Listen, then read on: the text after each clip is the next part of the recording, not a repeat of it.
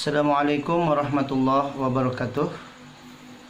Alhamdulillah wa syukurillah wassalatu wassalamu ala rasulillah la nabiyya ba'dah.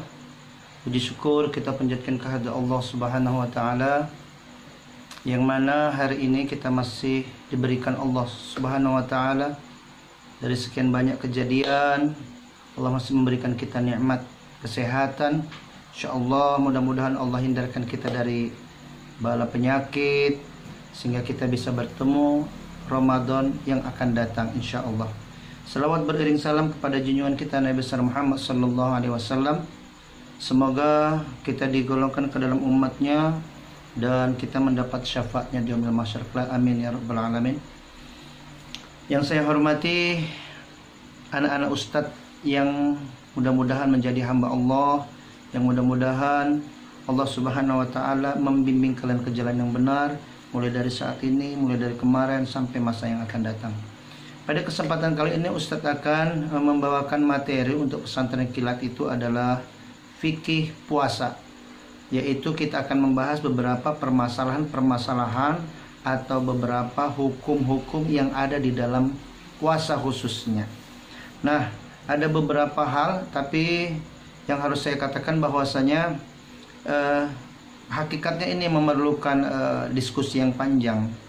Tapi walaupun begitu, inilah ilmu. Mudah-mudahan nanti bisa kita kembangkan dalam sebuah diskusi yang baik. Insyaallah nanti di kolom komentar atau apa bisa hubungi Ustadz dari WA dan ataupun media lainnya. Kita mulai aja dengan mengucapkan al-basmalah. Bismillahirrahmanirrahim. Fikih puasa. Pertama kita akan membahas tentang pengertian puasa.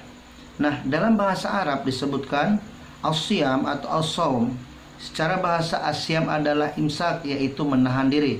Sedangkan menurut istilah adalah beribadah kepada Allah dengan menahan diri dari makan dan minum serta yang membatalkan puasa lainnya dari mulai terbit fajar sampai terbenam matahari. Insyaallah kali ini sudah dipelajari di pelajaran-pelajaran agama, jadi Ustadz tidak terlalu panjang di sini. Selanjutnya kita akan berbicara tentang rukun puasa. Rukun puasa ada 3. Pertama niat, yang kedua menahan diri hal-hal yang dari membatalkan, yang ketiga menempati rentang waktu puasa, yaitu dari mulai terbit fajar sampai terbenam matahari. Selanjutnya sunnah puasa. Sunnah berkaitan berbuka puasa disunahkan ya. Yang namanya berbuka puasa itu menyegerakan berbuka. Jadi kadang kita takut ya, ini betul-betul harus stasiun TV ini, harus stasiun ini. Tidak, mudah-mudahan Allah memaafkan. Allah mensunahkan kita untuk mensegerakan berbuka. Kalau ada memang waktu kita sudah pas, ya berbukalah. Mudah-mudahan dengan menyegerakan berbuka kita akan mendapat rahmat Allah. Yang kedua, berbuka puasa dengan beberapa butir kurma. Dan yang ketiga, berdoa ketika berbuka puasa. Pada umumnya berdoa ini bebas ya. Ya, kalau yang seyogyanya kita lakukan itu Allahumma laka sumtu wa bika amantu ala rizqika aftartu bi rahmatika ya arhamar rahimin. Boleh. Dan menurut yang di dalam sebuah hadisnya ini sahih, ini juga lebih baik mungkin, boleh, yaitu bismillahirrahmanirrahim. Zahaba zama'u wa batalil uruku wa thabbit ajrun insyaallah. Ini diriwayatkan oleh Abu Dawud, Nasai dan disahihkan oleh Albani. Yang ketiga, yang berikutnya tentang sunnah-sunnah puasa, yaitu terkait dengan makan sahur. Makan sahur itu hukumnya sunnah muakkad. Jadi kita harus mempersiapkan diri bagaimana kita bisa melaksanakan yang namanya makan sahur. Jangan puasa tidak melakukan makan sahur, karena kalau melakukan itu berarti kita sudah melakukan sesuatu yang dimakruhkan oleh Allah. Nah, sunnah makan sahur dianggap sudah makan sahur jika sudah makan atau minum di waktu sahar walaupun hanya sedikit, dan di dalam makan sahur itu terdapat keberkahan. Selanjutnya disunahkan juga dalam makan sahur itu adalah mengakhirkan sahur. Disunahkan mengakhirkan waktu sahur dekat dengan terbit fajar. Disitulah dapat fadilahnya, sunnahnya lebih baik. pada waktu yang tidak dikhawatirkan datang waktu fajar ketika makan sahur. Tentunya jangan terlalu mepet dengan waktu fajarnya. Makanya di dalam adat kita atau mazhab Syafi'i itu ada yang namanya imsak. Imsak biasanya itu 10 menit sebelum fajar atau waktu fajar. Jadi itu kita menahan diri dari makan dan minum supaya bisa kita nanti waktu fajar betul-betul sudah tidak ada makan dan minum lagi. Gitu kira-kira. Selanjutnya yang disunahkan itu adalah makan sahur itu ya juga dengan kurma. Jadi bukan hanya berbuka saja dengan kurma, tapi makan sahur juga dengan kurma ya. Masalah mau beli di mana nanti tanya saja sama Ustaz Julpan, insyaallah dia ada itu stoknya. Selanjutnya, orang yang berpuasa wajib meninggalkan semua perbuatan yang diharamkan agama. Dianjurkan memperbanyak melakukan ketaatan seperti bersedekah, membaca Quran, sholat sunnah, berzikir, membantu orang lain, iktikaf di masjid, menuntut ilmu agama. Membaca Al-Quran adalah amalan yang lebih dianjurkan untuk diperbanyak di bulan Ramadan. Bahkan sebagian salaf tidak mengajarkan ilmu di bulan Ramadan agar bisa fokus memperbanyak membaca Al-Quran. Kenapa membaca Quran? Nah, cobalah bayangkan. Di hari biasa aja membaca Quran itu 1 huruf 10 kebaikan. Ya. Kalau di bulan Ramadan dilipat gandakan Allah. Jadi bahkan itu nanti Allah berjanji wallahu yudha'ifu liman yasha. Allah melipat gandakan lagi kepada siapa yang Dia kehendaki. Jadi kalau bisa kita ambil ya, kalau one day one juice bagus. Kalau nggak bisa one day one juice satu rumah tuh ya bagi nggak apa-apa. Umpamanya satu rumah itu 3 orang. Ya udah bagi 10 juz, 10 juz, 10 juz. Ya kita usahakan dalam satu rumah itu ada hatam. Nah di kelas kita juga ada ikut ya. Di kelas kita dibagi kita 1 orang 1 juz, 30 orang. Insya Allah dalam satu kelas bisa hatam, 1 kali hatam. Nah kalau sahabat-sahabat para nabi itu dulu, itu kadang sampai 3 kali hatam, 4 kali hatam nggak apa-apa. Mama-mama kita zaman dulu bahkan main keroyokan pun nggak apa-apa. Dibagi kau juz sekian tiap malam orang itu tadarus. Jadi sangat baik ya. Yang berikutnya yang paling penting di garis bawah adalah disunahkan untuk meninggalkan semua perbuatan diharamkan agama. Jadi ada sebuah hadis yang mengatakan kami so'imin laisa lahu min syamil al-ju'i wal atos. Banyak sekali orang yang berpuasa itu nggak dapat apa-apa kecuali lapar dan haus saja. Itu disebabkan apa? Karena dia hanya puasa, menahan diri dari makan dan minum saja dari terbit fajar sampai terbenam matahari. Jadi secara hukum puasanya sah. Tetapi apakah pahalanya ada di sisi Allah? Ternyata tidak ada. Kenapa? Karena hal-hal yang haram yang lain itu dia lakukan. Menggibah tetap dia lakukan, memfitnah dia tetap lakukan. Bahkan tidak ada perbedaan antara puasa sama nggak puasa. Nah ini na'udzubillah summa na'udzubillah, kalau bisa jangan sampai terjadi. Inilah beberapa sunnah puasa. Jadi kalau seandainya ada orang yang mengajak kita menggibah, hadis Rasulullah mengatakan kita dianjurkan untuk mengatakan apa? Ana so'imun, saya sedang berpuasa. Jadi kita boleh memutus langsung dengan kata ana so'imun kalau kita diajak untuk melakukan suatu perbuatan yang tidak baik. Selanjutnya kita masuk kepada hal-hal ini yang mulai menjadi kajian kita yang hari ini yang mungkin agak hangat nantinya, yaitu orang yang diperbolehkan tidak berpuasa. Pertama, orang yang diperbolehkan tidak berpuasa itu adalah orang yang sakit, yang bisa membahayakan dirinya jika dirinya berpuasa. Wah, ini berarti bukan hanya sembarang sakit. Jadi bukan hanya sedikit sakit panu lalu dia nggak puasa, sakit perut mencret sebentar dia nggak puasa, enggak. Jadi puasa di sini dengan kriteria apabila dia puasa bisa membahayakan dirinya. Jumhur ulama mengatakan bahwa orang yang sakit yang boleh meninggalkan puasa adalah yang jika ia berpuasa dikhawatirkan akan menimbulkan gangguan serius pada kesehatannya. Bukan harus mati, tapi kalau dengan puasa dia jadi tambah sakit, itu bolehlah dia tidak berpuasa. Atau tambah sakit, tambah parah, itu boleh dia tidak berpuasa. Adapun orang yang sakit ringan, yang jika berpuasa tidak ada pengaruhnya sama sekali atau pengaruhnya kecil, seperti pilek, sakit kepala, maka ulama 4 mazhab sepakat yang demikian itu tetap wajib puasa dan tidak boleh meninggalkan puasa. Yang ketiga yang perlu diperhatikan dalam hal ini adalah terkait adanya kewajiban qada atau tidak. Orang yang sakit itu dibagi menjadi dua macam.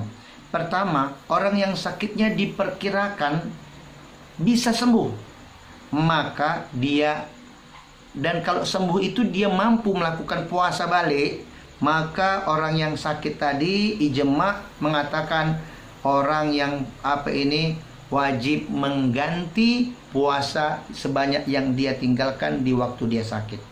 Contohnya dia sakit dulu operasi atau apa 1 minggu, tapi dia setelah operasi dia sehat, maka nanti setelah puasa dia wajib mengkodonya atau mengganti puasanya selama 1 minggu juga. Yang kedua, orang yang sakitnya diperkirakan tidak sembuh, maka dia diharuskan membayar fidyah. 1 orang 1 hari yang ia tinggalkan. 1 mud 1 hari. 1 mud itu adalah ukuran orang makan 1 hari. Karena apa? Karena dia diperkirakan ini sakitnya ini memang kayak gini dia terus, enggak, ya memang gini-gini aja lah, umpamanya dikatakan sakit tua atau sakit apa, yang dia sakitnya terus berkelanjutan, yang dia tidak memungkinkan untuk berpuasa, maka orang kayak gini diwajibkan untuk mengganti puasanya itu dengan membayar fidyah 1 mud 1 hari. Berapakah jumlahnya? Ya banyak macam-macam, sekitar ada di masjid sana 24.000 1 hari, ada yang 30.000, tergantunglah apa yang kita makan. Oke? Selanjutnya masih berkaitan dengan hal yang diperbolehkan, orang yang diperbolehkan tidak berpuasa. Yang kedua adalah musafir. Nah, orang yang musafir ini boleh meninggalkan puasa Ramadan, baik perjalanan sulit dan berat jika dilakukan dengan berpuasa, maupun perjalanan ringan dan tidak berat jika dilakukan dengan berpuasa. Namun jika orang yang musafir itu berniat bermukim di tempat tujuan safarnya lebih dari 4 hari, maka tidak boleh meninggalkan puasa sejak ia sampai di tempat tujuannya. Para ulama khilaf mengenai musafir perjalanan yang ringan. Yang ringan ini para ulama berbeda pendapat, ya. Ada yang mengatakan dia tetap wajib puasa, dan ada yang mengatakan boleh dia tidak berpuasa. Tapi ingat, kata kuncinya di dalam ayat Al-Quran itu wa antasumu khairul lakum in kuntum ta'lamun. Dan puasa itu lebih baik bagi kamu jika kamu mengetahui. Nah, jadi kalau untuk orang yang musafir, ya, makanya Allah Subhanahu wa taala pernah berfirman bahwasanya mengatakan puasa ini pahalanya untukku. Puasa ini ibadahnya untukku, dan aku langsung yang akan membalas orang yang berpuasa. Kenapa? Karena masalah musafir ini kita contohkan, bisa orang berdilah berhelah, aku kan musafir, padahal musafir ini pesawat dari Medan ke Jakarta cuma 2 jam, pakai AC, adem, enak. Nah, kalau dia hanya mengambil hukumnya yang penting boleh nggak berpuasa, dia nggak berpuasa, ya silahkan aja. Tapi Allah Subhanahu wa taala berfirman wa antasumu khairul lakum in kuntum ta'lamun. Kenapa? Karena seandainya pun dia tidak berpuasa, dia kan tetap wajib ganti. Dan sekarang itu anak-anak ustadz, lebih baik kita puasa sekarang, udah terbiasa, lebih enak. Maka seandainya kita masih memungkinkan untuk berpuasa dan tidak ada mudarat untuk melakukan membatalkan puasa di saat musafir, maka berpuasa itu lebih baik. Kenapa? Karena ya memang suasana kayak gini ini enak untuk berpuasa. Bapak puasa, mama puasa, kita puasa, semua berpuasa. Jadi kita pun semangat berpuasa. Tapi kalau kita mengambil hukumnya, kan boleh untuk berbuka musafir umpamanya, ya silakan umpamanya gitu kan, nanti Allah yang membalas. Satu. Yang kedua, kita tetap wajib ganti. Ketika ganti nanti kita sendirian yang puasa, semua kawan kita makan di samping kita. Wah, kalau kayak gitu rasanya di sini sakitnya itu susah. Nah, jadi wa antasumu khairul lakum in kuntum ta'lamun. Dan puasa itu lebih baik bagi kamu jika kamu mengetahui. Itulah untuk orang yang musafir. Pertanyaan, bagaimana Ustadz dengan pilot? Bagaimana Ustadz dengan supir bus ALS? Bagaimana dengan Ustadz supir truk? Bagaimana Ustadz dengan dan semacamnya yang setiap hari dia musafir? Gimana itu Ustadz? Nah, ini pernah Ustadz ngaji dulu di pesantren, nama kitabnya itu adalah kitab I'anatul Talibin. Jadi sebenarnya kalau yang dia sudah terbiasa setiap hari musafir, dia itu sanggup berpuasa. Dia sanggup berpuasa. Jadi caranya adalah, sebenarnya ketika kita musafir, mungkin Ananda belum pernah merasakan atau yang udah pernah merasakan lah ya. Ketika kita musafir, kita mencoba berpuasa, nanti itu ada keadaan kita itu sangat harus untuk berbuka. Contohnya, Ustadz pernah coba dulu nyetir ke Palembang sana, jam 2 siang. Waktu itu tahu kan Alphard Ustadz yang lama itu nggak ada AC-nya, panas terik di Jambi sana, udah oyong. Itu nyetirnya itu sudah lari kemana, itu sudah jatuh, dia darurat. Nanti kalau kita lanjutkan puasa, sementara perjalanan harus terus tetap dilanjutkan, bisa jadi kecelakaan. Maka Ustadz berbuka di situ. Nah kalau kayak gitu baru. Tapi kalau belum apa-apa, dari pagi belum apa udah diniatkan nggak berpuasa, nah Allah juga nanti bisa marah sama kita. Jadi minimal kita harus bisa menampakkan sama Allah kita sudah berusaha. Tapi nanti kalau di tengah jalan jam 2, jam 12, tapi ternyata musafir kita menyebabkan kita memiliki keadaan yang tidak memungkinkan lagi kita berpuasa, ya silahkan berbuka. Ya Allah, wallahu yuridul usra wala yuridul bikumul usra. Allah memudahkan kepada kita sebuah kemudahan, dan Allah tidak menginginkan kita sebuah kesulitan. Itu dia ya. Jadi musafir pun ya silahkan. Tapi kata Ustadz yang di sana itu, kalau udah namanya tiap hari dia musafir, pilot, supir truk, supir apa, kalau dia memang sama seperti pemain bola, contohnya tiap hari dia main bola, itu insya Allah kalau dia coba, Allah akan memberikan kepada dia itu kemudahan. Maka insya Allah Allah buat dia mampu untuk melakukan puasa walaupun dia setiap hari musafir. Kita lanjut untuk hal yang dibolehkan untuk orang yang dibolehkan untuk tidak berpuasa. Yang ketiga, orang yang sudah tua renta, tidak mampu lagi untuk berpuasa, dibolehkan untuk tidak berpuasa Ramadan. Ulama ijma mengatakan akan hal ini. Wajib mereka untuk membayar fidyah karena dia penyebabnya udah tua renta. Makin lama makin tua, kemungkinan tidak mampu lagi dia untuk melakukan yang namanya puasa ganti. Maka bayarlah fidyah. Fidyahnya adalah 1 mud 1 hari. Dengan kata lain 1 mud itu adalah biaya makan 1 hari untuk 1 orang. Nah ini untuk orang yang sudah tua renta ya. Tapi mak saya nih masih puasa, dia umur udah 72 tahun.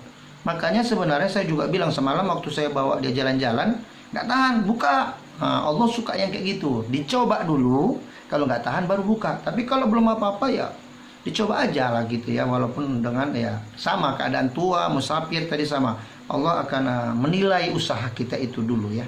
Kita lanjut untuk orang yang diperbolehkan untuk tidak melakukan ibadah puasa.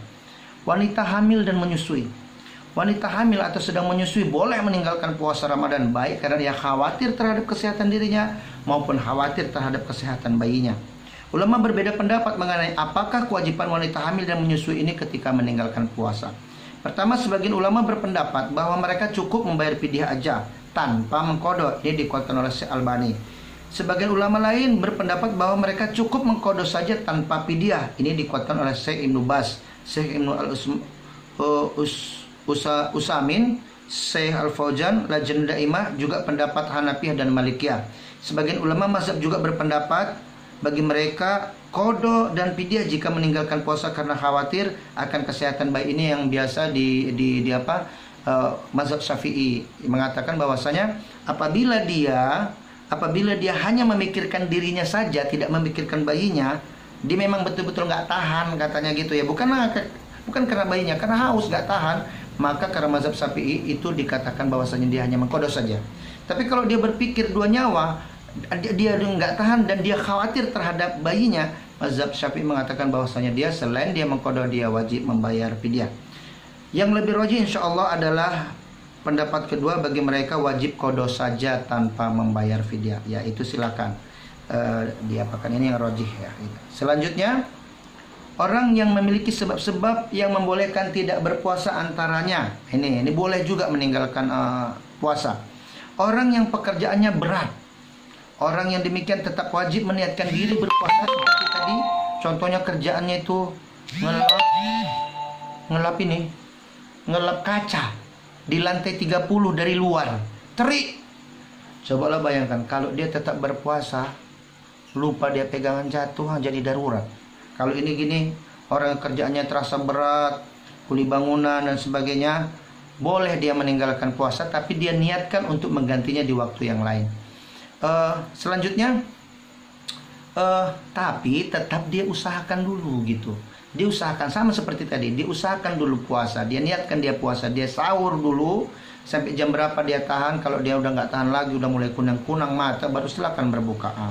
Allah yuridul usra wala wallahu yuridul usra wala yuridul bikumul usra. Allah itu menginginkan kemudahan kepada kamu, tidak menginginkan kesulitan kepada kamu. Yang kedua, orang yang sudah sangat kelaparan dan kehausan sehingga bisa membuatnya binasa. Jadi kalau dia udah kayak gini, darurat ya. Orang yang sudah haus, lapar ini semalam udah nggak dapat makan, nggak dapat minum, dia umpamanya ngemis. Jadi kalau udah ngemis, makan minum, belum dapat makan, belum minum, makan belum makan lagi malam, sahur nggak ada sahur, besoknya dia boleh dia tidak berpuasa. Kenapa? Udah nggak makan malam, nggak sahur. Nah, kenapa? Kalau dia nanti puasa lagi, bisalah dia meninggal. Contohnya lah kayak gitu. Itu udah masuk darurat ya. Ad-daruratu tubihul mahsurat. Darurat itu akan membuat jalan kita, bisa membuat hukum fikih itu menjadi ringan. Selanjutnya, orang yang dipaksa untuk berbuka puasa, contohnya dimasukkan makanan atau minum secara paksa ke mulutnya. Pamannya dia contoh kerja sama orang lain yang tidak diperbolehkan dia berpuasa, dia jadi pembantu orang Cina contohnya, atau pembantu orang bukan Islam. Jadi dia diancam di bawah tekanan. Kalau ini boleh dia tidak berpuasa. Selanjutnya, mujahid fisabilillah sedang berperang di medan perang, boleh juga mereka meninggalkan puasa berdasarkan hadis Rasulullah yang diriwayatkan oleh riwayat Muslim. Oke, itulah untuk beberapa orang yang dibolehkan untuk meninggalkan puasa. Udah 21 menit, kita lanjut. Yang membatalkan puasa, pertama, makan dan minum dengan sengaja. Makan dan minum dengan sengaja. Makanya masalah sengaja atau nggak sengaja biasanya itu terjadi kalau hari-hari pertama dia sering lupa. Makanya disunahkan Rasulullah sebelum puasa Ramadan datang, di Sya'ban ya, di Sya'ban, di Rajab itu kita disunahkan untuk memperbanyak puasa supaya nanti terlatih. Yang kedua, keluar mani dengan sengaja, sperma ya. Ini keluar mani dengan sengaja di siang hari ya, sengaja. Berarti udah tahulah maksudnya itu apa. Itu juga membatalkan puasa. Yang berikutnya, muntah dengan sengaja keluarnya, muntah dengan sengaja, colok-colok umpamanya biar muntah. Karena kalau muntah itu ada perasaan kenyangnya, jadinya itu dia yang membatalkan puasa. Termasuk haid dan nifas. Ini udah nggak bisa, ini udah kodrat ya. Udah haid. Apa itu haid? Darah yang keluar karena sehat bagi seorang wanita. Apa itu nifas? Darah yang mengiringi melahirkan. Jadi itu biasanya kalau perempuan itu 40 hari, paling banyak 60 hari itu darahnya keluar. Biar tahu aja ya. Selanjutnya, murtad. Nah, ini juga batal puasanya. Dia mengatakan, aku keluar dari agama Islam contohnya, gak suka, batal puasanya itu. Selanjutnya, gila dia, ayan dia, pingsan dia. Kalau gila, ayan, sehingga menyebabkan dia tertidur, itu batal puasanya. Selanjutnya, gila ya, gila itu membatalkan puasa. Selanjutnya, berniat untuk berbuka. Ini bisa membatalkan puasa nih. Berniat untuk berbuka. Contoh nih, ini mau beli baju raya. Hati-hati nih dengan niatnya nih. Ayo kita pergi ke Sambu belanja, ya kan? Sampai di sana, nanti di Sambu lah, ada itu es koteng enak kali. Buka lah aku. Kalau udah kayak gitu, jangankan tunggu nanti, itu udah batal puasanya. Kenapa? Udah diniatkannya jam 12 untuk buka. Jadi kita harus berusaha, walaupun nanti buka di Sambu jam 12 karena haus atau apa bagaimana, jangan sampai berniat duluan, ya. Biar keadaan yang berkata, jangan kita duluan gitu ya. Selanjutnya, merokok, batal puasa merokok. Yang berikutnya, hubungan suami istri, ya, bersenggama di siang hari. Ini selain membatalkan puasa, ini wajib, ini kena kifarat deh nih. Nanti kita bahas tentang kifaratnya. Besar kali kifaratnya orang yang melakukan hubungan suami istri. Suami istri dah sah. Kalau di luar puasa belum nggak apa-apa. Ini di dalam waktu puasa dari terbit fajar sampai terbenam matahari, yang biasanya boleh, ini tak boleh kalau dilakukan, ada kifaratnya. Nanti apa kifarat itu, berat kali. Selanjutnya, bekam. Bekam diperselisihkan apakah dapat membatalkan puasa atau tidak. Pendapat jumhur ulama, bekam itu tidak membatalkan puasa ya. Enggak ternyata. Donor darah juga tidak membatalkan puasa. Inhaler ya, sejenisnya berupa aroma yang dimasukkan melalui hidung. Ini diperselisihkan apakah dapat membatalkan puasa atau tidak. Pendapat jumhur ulama, ia dapat membatalkan puasa. Kalau ulama Syafi'i dan Maliki mengatakan tidak membatalkan puasa. Jadi contohnya sengaja dia hirup-hirup banyak bawang ya kan, orang lagi masak tetangga pikir dia kenyang dia banyak. Kalau kayak gitu bisa membatalkan puasa. Tapi kalau mazhab Maliki dan mazhab Syafi'i itu mengatakan tidak, tetap tidak, karena nggak masuk katanya gitu ya. Itulah yang membatalkan, yang dapat membatalkan puasa. Yang dimakruhkan dilakukan ketika sedang berpuasa. Ini banyak ini yang dimakruhkan, ini sering kita lakukan. Pertama, terlalu berlebihan dalam berkumur-kumur atau menghirap air ke hidung. Ini banyak dilakukan anak Siti Hajar kalau pesantren kilat. Gitu dia mau sholat zuhur, biasanya kumur-kumur disunahkan, nggak boleh lagi, udah makruh. Dibuatnya kumur-kumur, biasanya 3 kali 6 kali, hirup hidung pun dimasuk-masukkannya. Kalau kayak gini udahlah, biar makruh, nanti bisa membatalkan. Yang berikutnya puasa wasol atau puasa wisol, yaitu menyambung puasa selama 2 hari tanpa diselingi berbuka dan sahur. Ini makruh sekali hukumnya. Kenapa? Karena berbuka dan sahur itu hukumnya sangat disunnahkan. Ini juga bisa membuat moderat ya, macam puasa orang Nasrani yang kayak gini nih. Yang ketiga, mencicipi makanan tanpa ada kebutuhan. Ini kacau kali ini orang kayak gini ya. Dia bukan koki, dia bukan tukang masak di rumah itu, pergi dia ke mall sana dicicipinya semua. Ini udahlah makruh ya. Selanjutnya ini bagi suami istri nih, jangan dekat-dekat, nggak boleh, nggak boleh ya. Bagi orang yang tidak mampu mengendalikan birahinya, nggak boleh dekat-dekat sama istri bagi orang yang tidak mampu mengendalikan birahinya. Makanya Ustadz mau bilang sama kalian anak-anak Ustadz, nanti kalau kalian panjang umur insya Allah amin, kalian mau nikah, makruh hukumnya nikah 1 bulan sebelum Ramadan. Loh, kenapa Ustadz makruh? Iya, karena dikhawatirkan, takut, namanya masih 1 bulan ya kan. Takut kita nanti ketika berpuasa dia selalu dekat-dekat sama istrinya. Apalagi ini corona kayak gini, selalu di rumah kita kan, bahaya nih ya. Selanjutnya, makruh juga bermalas-malasan dan terlalu banyak tidur tanpa ada kebutuhan. Inilah puasa ular namanya nih, makruh puasa ular tuh. Pagi habis subuh tidur, padahal tidur habis subuh itu membuat penyakit gula darah naik. Hati-hati, bentar lagi penyakit hati. Kalau nggak percaya kalian rasakan, gitu bangun tidur kan, apa rasa ludah kalian itu pahit kan? Coba kalau nggak tidur, manis saja terasa enak, ringan. Ini ya, banyak tidur puasa ular. Pagi tidur, bangun jam 11, udah gerak sana gerak sedikit nonton TV, ya kan? Sholat zuhur tidur lagi sampai jam 3 sampai asar, habis asar udah ngabuburit dia. Udah cuman itu aja lah. Nah, Ustadz kan ada yang bilang bahwasanya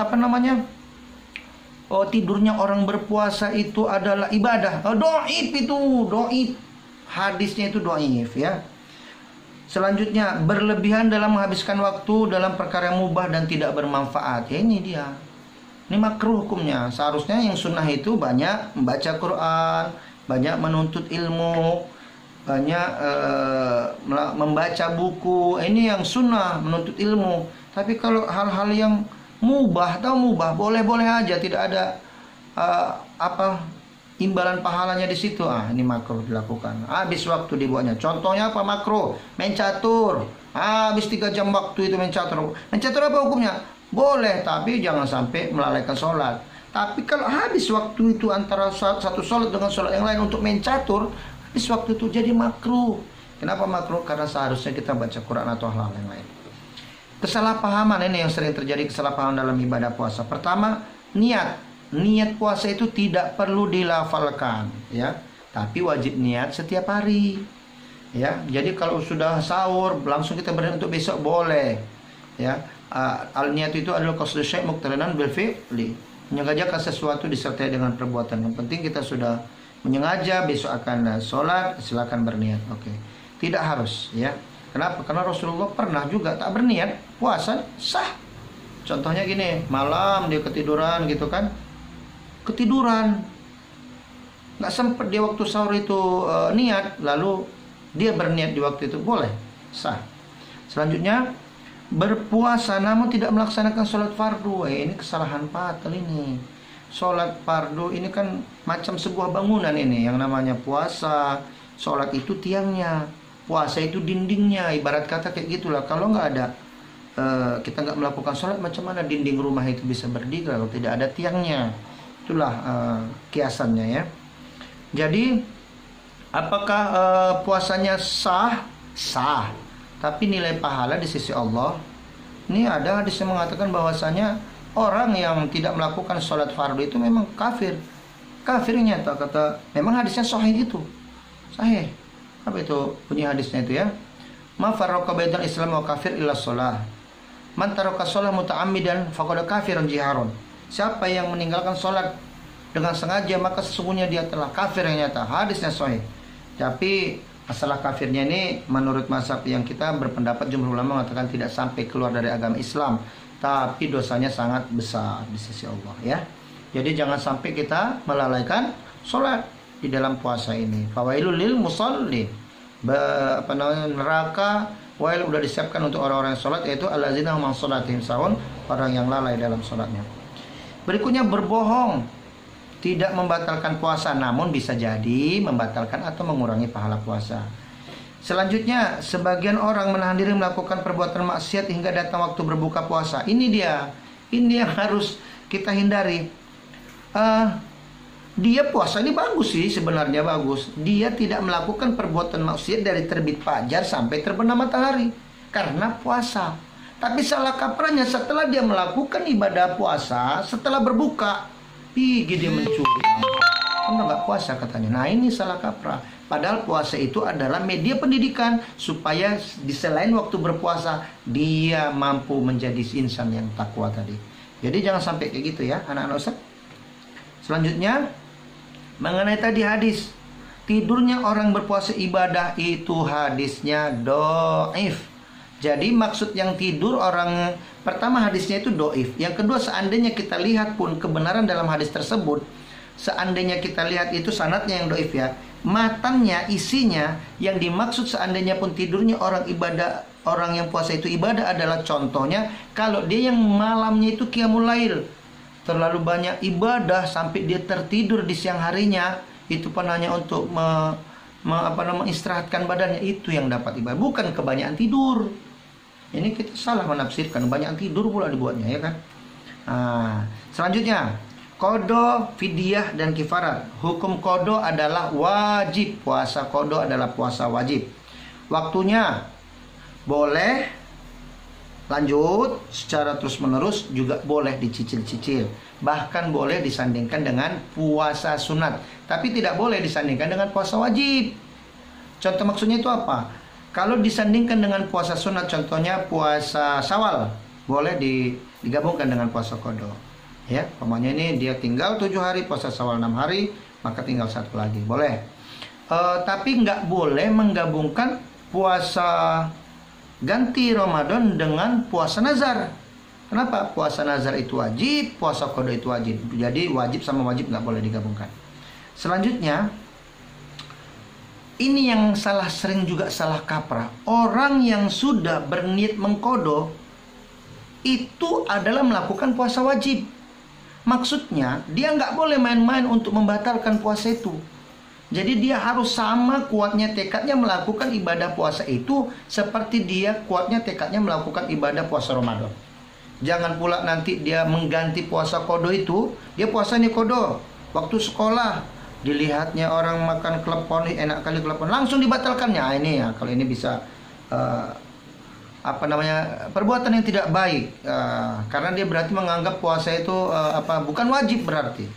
Jadi konsekuensinya kalau dia melakukan puasa qada, dia harus melakukan tindakan yang sama dengan puasa wajib. Ya, jangan terlalu cepat untuk membatalkan puasa qada di siang harinya. Selanjutnya diwajibkan, disunahkan itu hendaknya dibedakan antara puasa qada dengan puasa Syawal. Sunnah. Kenapa? Jangan digabung ya macam tadi ya. Memang boleh, tapi dia sangat dianjurkan kalau dia berpisah. Jadi puasa Syawal dulu puasa 6, baru kenapa? Karena pahalanya itu kalau digabung, penuh kita puasa ditambah dengan puasa Syawal, sama seperti kita berpuasa setahun penuh. Selanjutnya, jika sampai puasa selanjutnya ia tidak juga menyelesaikan puasa, ini permasalahan. Ada utangnya banyak, ini banyak kejadian. Jadi itu kalau sudah kayak gitu kasusnya, kalau dia meninggalkan nggak terbayar 1 tahun itu karena dia lalai. Kalau karena lalai, selain dia tetap mengkodo dengan jumlah yang sama, berkata Imam Syafi'i mengatakan dia wajib membayar fidyah. Tapi kalau memang keadaan dia tidak punya kemungkinan untuk menggantinya, waktunya nggak sempat, bukan karena lalai, dia terus bekerja, contohnya umpamanya waktu itu meninggalkan puasanya karena musafir, tapi dia musafir terus, nggak ada waktu dia untuk menggantinya, itu bukan karena lalai, maka dia tetap wajib mengqadha dengan jumlah yang sama dia tinggalkan tanpa harus membayar fidyah. Jika seseorang meninggal sementara masih ada puasa yang harus dia qadha, jika karena memang keadaan belum memungkinkan untuk mengqadha lalu dia wafat, hanya ada dua lagi. Kalau untuk orang yang meninggal tapi masih ada puasa gantinya, kalau memang dia meninggal karena sakit lalu meninggal, itu bukan karena kelalaian, maka dia tidak wajib mengqadha. Tapi kalau dia karena lalai, ini ada ulama berpendapat bahwasanya orang yang lalai lalu dia meninggal sementara ada puasa qadhonya, maka walinya, ahli warisnya wajib menggantinya. Ini muttafaqun alaih ini, ya, yang mengatakan ahli waris dianjurkan untuk membayarkan puasa atau mengganti puasanya. Ini fidyah wajib bagi tua renta tidak mampu lagi untuk mengganti puasa. Ini fidyah yang tadi, ya. Ini fidyah sekarang. Fidyah wajib bagi tua renta yang tidak mampu lagi untuk membayar puasa. Yang selanjutnya, terlambat membayar qadha karena lalai. Itu fidyah, ya kan? Macam tadi, ya. Dia 7 harinya tinggal karena haid, tapi dia asik main aja, tiba-tiba udah sampai Ramadan berikutnya. Ini lalai. Ini tetap 7 hari dia utangnya, tapi dia wajib membayar fidyah 1 mud 1 hari. Berarti kalau 1 mud contohnya di masjid sana 25.000, atau yang sana 35 kalikanlah 7, berapa lah itu? Itu dia. Yang ketiga, fidyah juga tentang yang tadi, tentang wanita hamil dan menyusui. Pendapat Imam Syafi'i mengatakan bahwasanya kalau dia memikirkan dirinya dan bayinya, selain dia mengqadha, dia juga wajib membayar fidyah. Yang keempat, kifarat. Kifarat ini adalah untuk orang yang melakukan hubungan suami istri di siang hari puasa. Kifarat. Bagaimana kifarat itu? Nah, pertama katanya dia harus, bentuk kifaratnya ini harus berurut dia. Pertama, kifarat itu dia harus memerdekakan hamba sahaya yang beriman, tak boleh yang lain. Permasalahan sekarang udah nggak ada lagi hamba sahaya. Berarti yang kedua, jika ia tidak mampu atau tidak ada, maka dia harus berpuasa selama 2 bulan berturut-turut. Kalau nggak mampu juga dia puasa 2 bulan berturut-turut. Jika tidak mampu, maka dia harus memberi makan 60 orang miskin, masing-masing sebanyak 1 mud 1 hari. Berarti kalau berapa? Banyak itu, banyak. Jadi kalau 1 mud 1 hari, 1 orang itu 25.000 lah kita, atau 35.000. 35 kali 60.000. 35.000 kali 60 orang. Tapi ingat, ini harus berurut. Jangan kujuk-kujuk, besok aku orang kaya, lalu dia melakukan hubungan suami istri di siang hari, besok dia bayar itu, karena nggak boleh. Dia harus berusaha dulu puasa, karena nggak ada hamba. Puasa dia 2 bulan berturut-turut, nggak boleh berselang. Berturut-turut dia nggak sanggup, udah dicobanya beberapa kali, barulah kalau nggak sanggup dia berpuasa berturut-turut 2 bulan, baru dia boleh masuk ke pilihan ketiga, yaitu dengan memberi makan 60 orang miskin. Itu ya. Ini ada berdasarkan hadis Rasulullah sahih yang mengatakan, suatu ketika datanglah seseorang kepada Rasulullah mengatakan, celakalah aku ya Rasulullah. Kenapa kamu celaka, kata Rasulullah? Aku mencampuri istriku di siang hari di bulan Ramadan. Maka Rasulullah bersabda, merdekakanlah seorang hamba sahaya perempuan. Dijawab laki-laki itu, aku pun hamba, aku tidak sanggup, aku pun tak mampu, katanya. Berarti dia nggak bisa memerdekakan hamba karena dia miskin. Yang kedua, puasalah kamu 2 bulan berturut-turut. Apa kata dia? Jangankan 2 bulan ya Rasul, 1 bulan ini aja kebobolan terus ini. Apa kata Rasul? beri makan 60 orang miskin. Apa kata, aku nih orang miskin, macam mana aku kasih makan orang miskin? Kata Rasul, akhirnya apa? Ya sudahlah, kata. Jadi kalau ini kayak gini, ini menggambarkan Rasulullah udah nggak punya pilihan lain, semua ditolaknya nggak bisa dia. Ya udahlah, biarkanlah. Mudah-mudahan Allah mengampuni kita. Nah, itulah tentang kifarat. Itu saja yang dapat saya sampaikan, sudah 40 menit, mudah-mudahan ada manfaatnya. Demikian, billahi taufiq wal hidayah. Assalamualaikum warahmatullahi wabarakatuh. Pertanyaan jangan lupa WA Ustadz. Assalamualaikum warahmatullahi wabarakatuh. Thank you.